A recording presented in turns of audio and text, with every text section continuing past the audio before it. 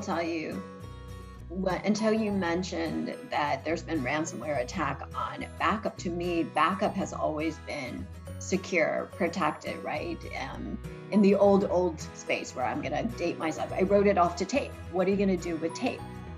But you're right, now in the world that we live in, where your backup could be actually in the cloud as an object or anything else, we say it's supposed to be read-only, but is it really? So I'm kind of curious, back to ransomware for a second, how do you better evaluate? Because you do have to choose the right vendor and partner.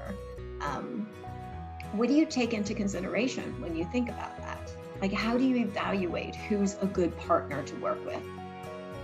Yeah, good question. And it's not an easy answer in some cases. It depends on, there's certain vendors, like let's take Microsoft for a minute. It's like, well, you're not going to not do business with Microsoft, most likely, right? Like unless you're running all Linux or all Mac, the odds of you having no Microsoft software. Now, Microsoft has a very good security program. I'm not certainly saying anything about that, but the reality is you can check their security every which way and you're going to still probably be using them. On the flip side of that model, you have vendors that are so small and so niche that it's kind of like, well, they're the only game in town. So if their security is not that great, now you have to weigh that against the business benefit that it provides and be able to kind of, weigh like, these guys make me a little nervous versus like, how do we help them improve their security controls? One of the things that you can certainly do to get ready with that is working, very closely and having that, look for a third party. A lot of people kind of think, well, we could just give them our policies or something like that. So they're not beholden to your policies. A third party is beholden to the contract, right? And contracts are not a security protection. They are meant for court. Like when there is a problem, you go back to the contract. So having some level of a formal vendor governance program where you're looking through all of the basics, like, just first of all, you want to make sure that you have that clause in there that, you need to notify us if there is ever a breach. And here's, most people are also putting a time frame on that. Don't come back a year later and say, guess what happened a year ago? We want to know like right away.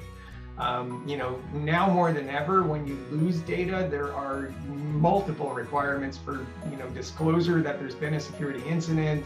A lot of times there are very tight timeframes around that. So in some cases, depending on what regulation you're under, you might have something as tight as 24 hours notice. You might have certainly not much more than a week, in some cases. And it's tough because in an incident, you don't always know right away what's been exposed, what hasn't. It's very difficult to kind of assess things, until you've gone through a little bit of an incident. But really, making sure you have that sort of that breach notification requirement, that's probably my number one, but also really, making sure you look at things like disaster recovery or, how do they handle data? One of the first two questions I ask with any vendor that we're using is, do they have network connectivity to us? And if you think about it, like, take the Target breach was a good example. It was an HVAC, vendor that's, they probably didn't have any sensitive data at all, but they had a direct connection to the network. So that's a problem regardless of what kind of data they have, because they ultimately will have access to your data.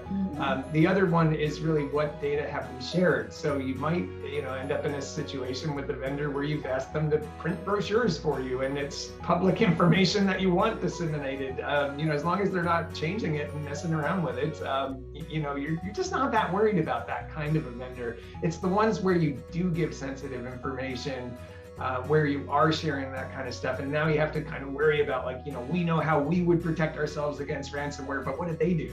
And that's really difficult, because when a firm loses 90% of its data, that's a real challenge for people. And they, you have to assume it's all been exposed. It can all be copied multiple times. You just can't trust these criminal gangs to, we promise to destroy the data if you pay our ransom. And, most cases we're not recommending people pay the ransom in the first place.